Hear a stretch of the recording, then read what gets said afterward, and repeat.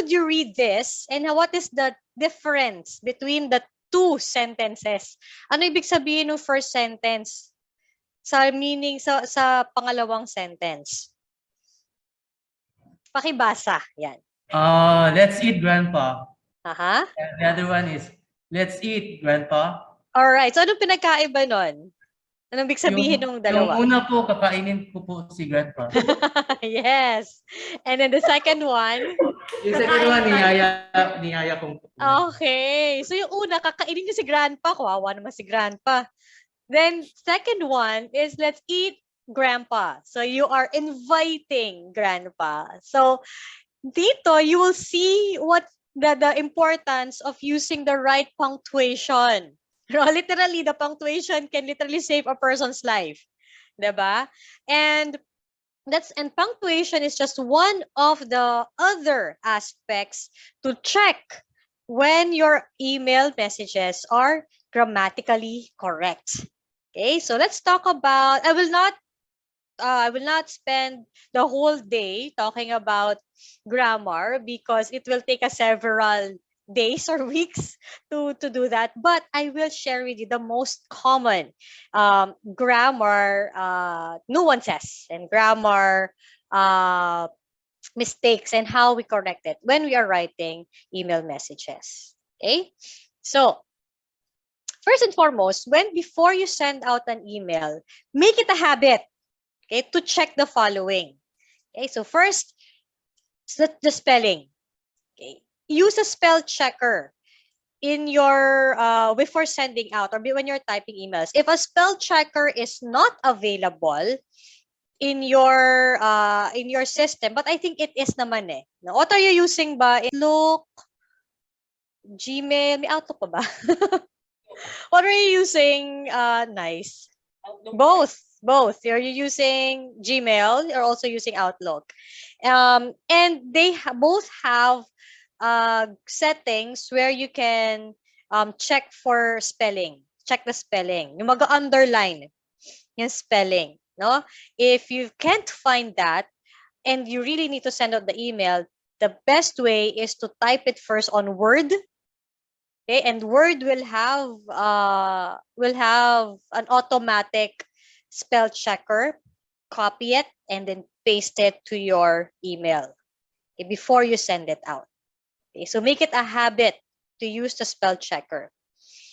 Remove complexity also by making sentences simple. The shorter the sentences, the smaller the risk of misspelling the words, right? Use proper punctuation. Know when to use a comma, a semicolon, or a colon, and a period. Okay? We already know that we should not be using exclamation points, so that's out of the question already. Okay, but when should we use a comma and a period? And if you're using too much comma naman, can that mean that your sentence is already very long? Baka we can shorten the sentences already. Okay, so we'll go there later when we talk about conciseness naman. Using emotions. When you use emotions, how do you use, using emoticons. Do not use emoticons when you are writing a business email. Emoticons should only be used for friendly emails, meaning your personal emails only. Even in the chat, no? If it's a friendly chat, you can use emoticons. But if you are not, if you are still using the company chat box or company chat room, avoid using emoticons. Using text talk. Yan. Ano ba itong mga text talk na to? We'll talk about that later. Ito yung later na L8TR. Yan. Yung mga BW, BTW. Okay, so avoid using text talk. And use a proofreading primer, okay? Or make it a habit to proofread. Now, I know that you have, and I understand completely that you have a lot of emails, that you're writing a lot of emails. However, make it a habit to proofread every email that you send out. When we say proofreading, you read and reread your email before you send it out. Do not hit send immediately, okay? You can, if you're not sure or confident with your email, you can ask a peer. No, I can ask your teammate, you can ask your leader to check or review your email before sending it out, especially if the email includes very important information or confidential information. Okay? Of course, the person that you're going to ask for help from dapat is somebody who also will understand the confidentiality of the email or is allowed to know about the confidentiality of the email. Okay? So it's a habit, guys. It's a habit that we need to form. Kasi nga, madalas, dahil madami tayong emails, no? And then kahit maiksi lang yung email messages natin, what happens is we don't read. No? We fail to read and we immediately hit the send button.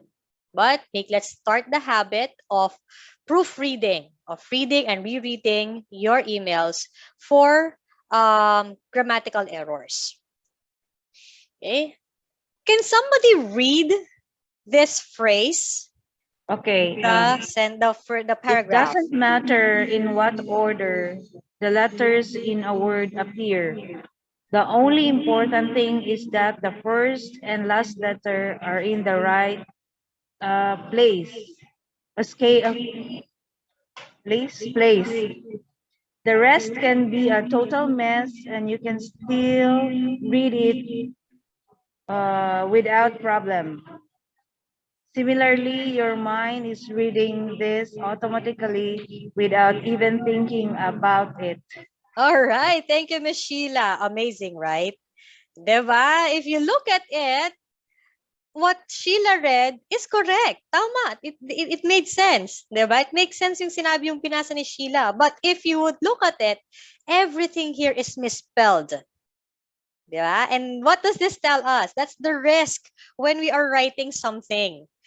Our brains can actually read misspelled words and still make it look as if it makes sense. Yun yung challenge sa brain natin eh. No? So even if the words are all misspelled, it makes sense to us. But is it correct? Is it grammatical? Is it spelling wise? Is it correct? No, it's not.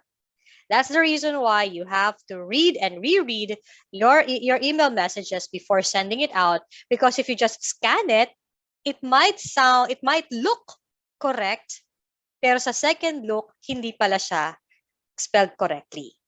Okay? Right. Does that make sense? Sa spelling? Okay, so make it a habit to check and recheck for spelling. Next, another common grammatical error is what we call fragments. Nabanggit na natin ito kanina. What are fragments? Fragments are basically incomplete sentences. It's when sentences do not have a subject, such as regarding your request, or done, attached, sending you a copy, see below, hope you feel better, right? So regarding my request, what about it? Does it make sense? Right? Done. What is done? Attached. What is attached? Who attached it? Okay, sending you a copy. This makes sense, of course, but it's incomplete. It's a fragment. Who's sending me a copy? Diba? See below. Again, it makes sense, but it's not correct. It's grammatically incorrect. So again, these are some phrases that we might have been using, some of us might have been using, or commonly used actually in emails, but they are actually wrong or incorrect. Yan. So how do we change it up? And just make it complete. Diba? Such as, what is attached? Okay, so attached is the something, something. Or I have attached. Better if you say, I have attached this, and this. Okay? So these are the questions that I asked earlier. That makes it an incomplete statement or incomplete sentences. How to make it complete? It will look like this. Okay, the file is attached. Okay, please see the table below.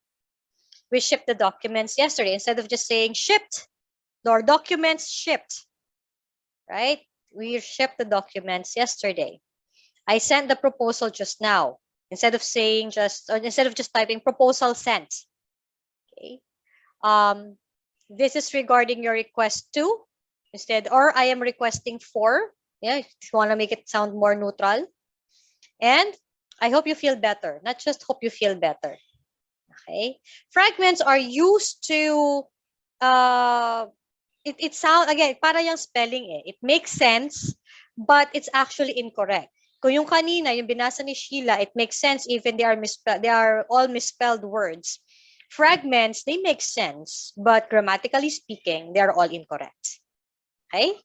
Questions and clarifications so far? None? Okay. Next, let's go to subject-verb agreement rules. Okay, parang familiar. Parang narinig na natin yan before when we were in grade school and in high school. Yes, because subject-verb agreement is basically matching the right verb, if it's plural or singular, to the noun. Now, there's a lot of rules regarding subject-verb agreement. I am currently homeschooling my 2 young kids, and we are actually talking about this, and matagal siya, marami siyang rules and marami siyang rules, no, to make sure that the sentences are following the subject verb agreement. But let's discuss the simpler ones na lang. So basically, what the subject verb agreement is telling us is that if the subject is singular, the verb must also be singular. How would we know? Normally, if the subject is singular without S, your verb will always have an S. The verb is the action word, right? So if it's a singular subject and a singular verb, yung subject mo doesn't have an S, your verb will have an S. Okay, such as Carla sends a report daily. Okay, the client needs Okay, document, Lasala Marjorie, right? congratulations. The Ngita tagmuntal bansos, wa magri MO diri I oy. think somebody's microphone is on. Ayan, okay, nawala na. All right. So, also, this is when you use the verbs, the linking verbs, is and are. So, for singular subject, we use is. Alam na natin to. Diba? For a plural subject, we use are. Okay, so let's just be careful with that. Okay, let me give you some examples here. Yeah. So if you have a singular subject, how do we change these verbs into a singular form? Okay, so it says, so let's say Carla inform or informs. The answer is Carla informs. Carla thinks. The man disagrees. Our leader considers. Okay, the student studies. The client receives. Okay, the member takes. The teammate reads, or my teammate reads. Okay, so again, singular subject. If the verb has to have an S at the end of the word. Okay. Now, similarly enough, kabaliktaran naman kapag plural. If the subject is plural, meaning the subject has an S at the end of the word, the verb must be plural. This time, you lose the S on the verb, such as, or you also use are or where, such as the managers are meeting right now. Or if you are going to use these verbs, the action verbs, you remove the S kapag ang subject mo is plural. Okay, so managers file, the managers report, the managers analyze. So we don't say the managers analyzes. That's wrong. Okay, that's incorrect. Or the managers meets. That's incorrect. Okay, if your subject has an S, your verb or the action word should not have an S at the end of it. All right? Questions, clarification so far? Please take note of this because this is a common mistake in email writing. Okay? Later, when you go and check your emails that you have sent again, please check also for any possible errors that there might that you might have accidentally or unintentionally written. So now you know better. Diba? Mas alam na natin, mas aware na tayo ngayon. Another common grammatical error is prepositions. Now, what are prepositions? This describes the location, the time, or the movement of the object, the person, or the subject in the sentences. There are a lot of prepositions actually. We have all these prepositions: above, across, during, inside. The most common ones though are on, in, and at. Yan. Sa Tagalog, hindi kasi ako familiar sa sa Cebuano pero sa Tagalog, usually ang preposition lang natin is just one, and it is sa. 'Di ba? Pag sinabi mong nasaan yung bag ko? Nasa lamesa, nasa table, or nasa ilalim, or nasa gilid. 'Di ba? Nasa tapat. Diba? Sa is a universal preposition sa Tagalog But in English, we either use on the table, in the cabinet, at the door. So when do we use in, on, and at? And how do we use it correctly? Prepositions are used in are used to describe three different aspects. No? Time, location, and movement. So let's see, when do we use in, on, and at for time and location, and what are the prepositions that we use for movement? Okay. So I have, you can copy this. This is actually a good guide for everyone. I have divided when we use the in, on, and at for look for time first. Take a look at this image. So triangular siya. Meaning, the more specific the time is, we use at. Okay? The more general the time is, we use in. Kaya siya pa-triangle. Okay? For example, when do we use in? Okay, so for time, we use it for months, seasons, years, decades, centuries, parts of the day, such as in June, in December, in summer, in 2020, in 2015, in the 21st century, right? In the morning, in the evening, okay, in the afternoon. So we use in because there's no specific time. Mas general siya, right? We didn't say the date of the month. We don't know the time of the day, right? Basta we say it's in December. It happened in December. So you can an example is I sent out the memo in February this year. Okay? On is a little bit more specific, such as days and dates. Okay, and holidays with the word day with it. Example, so days, we know this already, on Monday, on Tuesday, on Thursday, etc. Okay, on dates without, okay, or on specific dates, right? On June 29. Okay, on February 15. You can even say on July 16, 1998. Please take note of this, everybody. And it's a common thing that I see, a common error that I see whenever I review emails. I most of the time see senders writing last April 3, 2011. That's incorrect. Okay? Using last with a date na merong year is incorrect. Why? Because if you say last something date with the year, it means na meron pang susunod or merong nauna. And there's only one April 16, 2011, right? There will never be another There will never be another April 16, 2011. So we say on. We use on. So you write on April 16, 2011. You can use last April 16. Why? Because it means that it was last year. It was the last April 16 that you are referring to.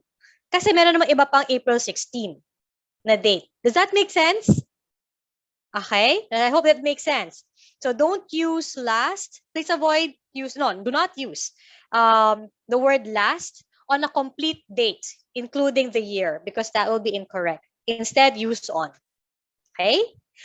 Next, on, we use it also for holidays with the word day, such as Valentine's Day, Mother's Day, Independence Day. So we say on Independence Day, on Mother's Day, on Father's Day, right? So we use the word on New Year's Day. We use the word. We use the preposition on. Okay. For at, we use it on specific times of day. Remember, it's a triangle, and just a tip on triangle, it's becoming more and more specific, right? So we use at for times of day, meal times, holidays without the word day, and expressions. Okay. So times of day, such as meet me at 12 p.m. Or let's have coffee at 3 p.m. Right? So it's a very specific time of day. Or meal times also, such as I want to see you at breakfast. Are you coming home for dinner? Will you be home at dinner time? Yeah, so at dinner, at lunch, at breakfast, we use the preposition at. Holidays without the word day. Okay, so we also use we say at Christmas, at Halloween, okay, at Easter. So we use the preposition at for these words. So basically, the tip for you here is kapag mas specific yung time, we use at. Kapag mas general, we use in. Okay, and then sa on, just remember for days, dates, and holidays with the word day.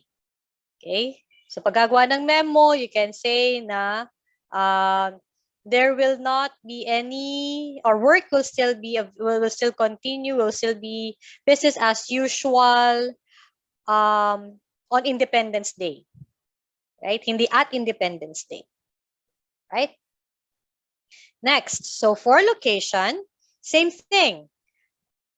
It's also a triangular shape, meaning we use at for more specific location, and we use in for more general location, such as, so in are 3D spaces, okay, in the room, defined area, right, in the office, country, city, okay, in Mandaue, in the Philippines, printed material, such as in the newspaper, in the memo. So we don't say, you can find the new policies on the memo. No. If it's a printed material, you say in the memo. Okay. Body of water, car, van. Actually, we use the preposition in for any vehicle na nakaupo ka, na hindi ka nakakatayo. Okay. So we use in. Kapag nakakatayo ka na, we use actually the preposition on. Yan. So on the bus, on the plane, on the boat, okay, on the ship, right? Also for on, we use this for surfaces. Anything na surface, napapatungan, right? If you mean that you are on a surface, like on the street, on the table, on the desk, okay, we use on. Same thing if you're referring to something on the floor, we use the word on, or we use the preposition on. We also use preposition for left or right, as such as you can find the details of the information on the right side of the application form. Okay. Media, any media, okay, such as on canvas, again on paper, right? We use it, and for line or row. Okay, so I am online, or you can find it on this row. Okay, so that's for on. At is more specific, and you use it for us to point, such as at the back of the building. Okay. At the and then it's also used for top, bottom, or end of, such as at the end of the line. Okay. At the bottom of, or at the at the um at the door. Okay. You can also use this for events, such as at election period. Okay. For home or for work, you can say I am at home, I am at work. For certain shops, at Starbucks, and also for school. Okay, so at this university. So we use the word at. Okay, so I hope it's clear. Any questions or clarifications first with preposition? Again, this is something that we normally, that is a common mistake in a common error in email writing.